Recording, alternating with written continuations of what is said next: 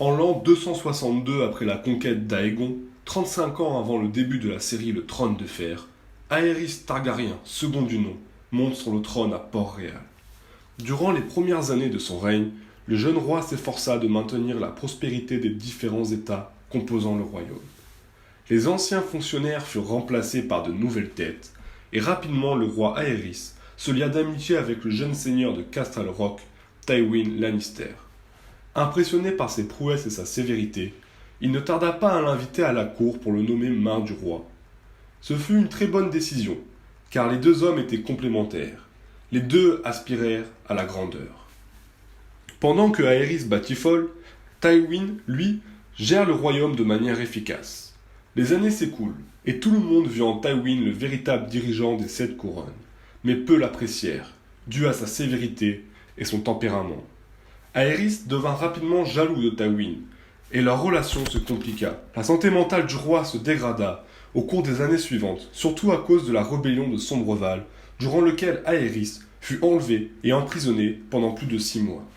Tywin vint le délivrer, mais le roi sombra dans la folie et la paranoïa.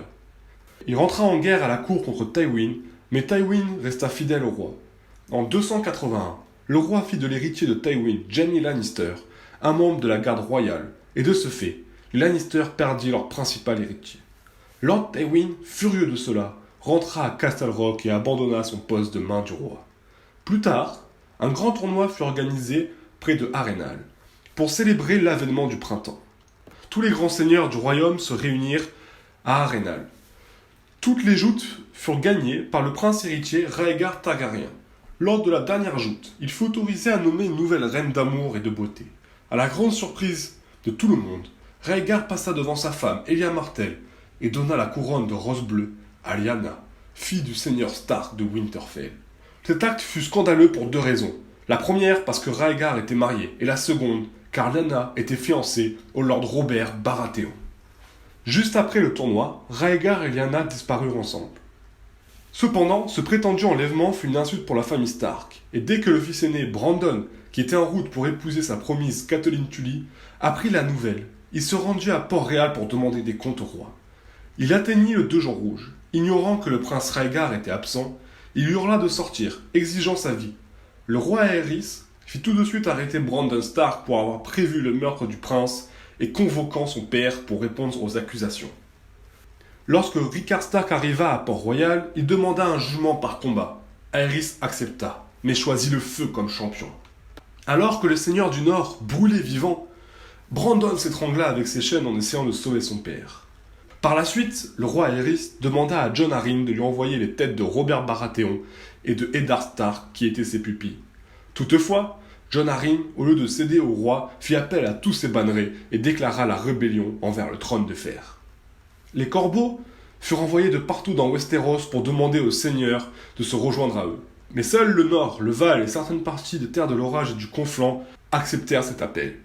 Les Martell et les Tully décidèrent de se battre pour la maison Targaryen, tandis que les Lannister restèrent neutres. Ned et Robert sont donc rentrés chez eux pour rassembler une armée chacun de leur côté. Pendant ce temps, Jon Arryn s'occupa des loyalistes de la ville de Goéville et fit le ménage dans les rangs des seigneurs du Val. Dans le sud, Robert rencontra des problèmes similaires. Tous ses vassaux ne voulaient pas se battre contre le roi. Il dut alors prendre les armes contre eux et réussit à leur faire entendre raison. Au début de l'année 282, la guerre commença réellement. Robert Baratheon marchait vers le nord pour rejoindre les forces alliées. Mais il rencontra sur sa route le féroce seigneur de Corcolline, Lord Randil Tarly, qui menait l'avant-garde du Bief. Robert tomba dans une embuscade et perdit beaucoup d'hommes. L'armée principale des loyalistes, commandée par Lord Tyrell, rejoint finalement l'avant-garde de Tarly. Mais Robert réussit à reformer son armée et s'échapper vers le nord.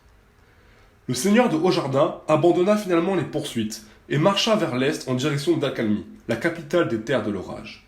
Il assiégea la ville, dont la garnison était commandée par Stannis Baratheon, le jeune frère de Robert. Ce n'était pas la fin des problèmes pour Robert. Une armée royale menée par Lord John Connington partit de la capitale pour anéantir les forces de Robert. Pour échapper à cette armée, largement supérieure en nombre, ce dernier se cacha dans la ville de Pierremoutier, avec l'aide des citoyens. Lorsque les forces royales arrivèrent dans la ville, elles se mirent à chercher Robert, mais n'eurent aucune réussite. 2 jours plus tard, l'armée rebelle commandée par Lord Stark et Lord Tully rentrent dans la ville et affrontent les forces royales. Des combats féroces commencèrent dans la ville. On raconte que Lord Robert Baratheon sortit alors d'un bordel et affronta Lord Connington dans un duel, le tuant presque. Vrai ou non, l'armée de Connington perdant face aux rebelles ordonna une retraite générale. Lorsque Connington rentra à la capitale, le roi Aerys le bannit, le dépouillant de ses terres et ses titres. Voyant que la rébellion commençait à devenir vraiment sérieuse, il ordonna à ses alchimistes de placer dans la capitale des réserves de feu grégeois afin de brûler la ville en cas de défaite. Mais la guerre n'était pas encore perdue. Le prince Rhaegar arriva à la capitale et rassembla une armée encore plus grande. Plus de 40 000 hommes, prêts à se battre, arrivèrent. Une fois les préparatifs terminés, l'armée royale quitta la capitale et marcha vers le nord pour écraser la rébellion une bonne fois pour toutes. L'armée rebelle, quant à elle, comptait environ 35 000 hommes, qui venaient du nord, des Conflans, du Val et des terres de l'orage. Lorsque les éclaireurs annoncèrent que l'armée de Rhaegar était sur le point de traverser le Trident, les forces rebelles, commandées par Robert Baratheon, se remirent en marche pour les affronter. La bataille commença. Alors que la majorité des forces rebelles traversèrent le fleuve, elles furent attaquées par les rebelles. La mêlée durant des heures et personne ne pouvait savoir qui allait l'emporter. Même la charge des chevaliers du Val qui brisèrent le flanc droit de l'armée royale, commandée par Lewyn Martell et tuant le prince d'Ornia, ne changèrent l'allure de la bataille. Mais quelque part dans la mêlée, Robert Baratheon et Rhaegar Targaryen s'affrontèrent en combat singulier. Le combat fut épique, et Rhaegar réussit à blesser plusieurs fois Robert. Mais ce dernier, d'un coup de marteau extrêmement puissant dans le torse, tua Rhaegar sur le coup. L'armée de Rhaegar paniqua de la mort de son prince, et l'incroyable déroute eut lieu. Les rebelles les pourchassèrent, et la bataille était terminée. Les rebelles avaient alors le champ libre jusqu'à la capitale. Mais lorsque Tywin Lannister apprit l'issue de la bataille, il se décida à enfin rejoindre la guerre. Il rassembla son armée et se précipita vers l'est pour prendre la capitale. Robert, n'ayant récupéré de ses blessures, demanda à Ned Stark de prendre l'avant-garde de l'armée et d'atteindre avant Tywin Port-Réal. Mais ce sont les Lannister qui sont arrivés en premier, et Tywin convainquit Aerys d'ouvrir les portes de la capitale. Cette dernière fut pillée. Quelques jours avant, Aerys fit chapper sa femme enceinte et son jeune fils vers Pendragon, refusant à Lyanna Martell et ses enfants de les accompagner, pensant que le prince Lewyn Martell avait trahi Rhaegar au Trident. Voyant que tout était perdu, Aerys ordonna de brûler la ville, et par conséquent de tuer plus d'un demi-million d'habitants.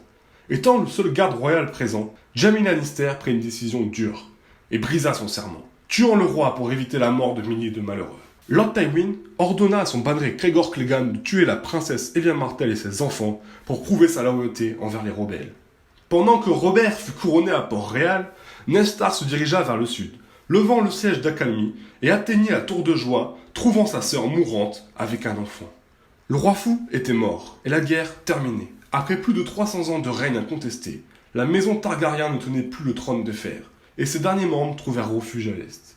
L'amour entre Lyanna et Rhaegar leur coûta finalement la vie et enclencha le plus important changement de pouvoir depuis la conquête d'Aegon et préparant le terrain pour le trône de fer.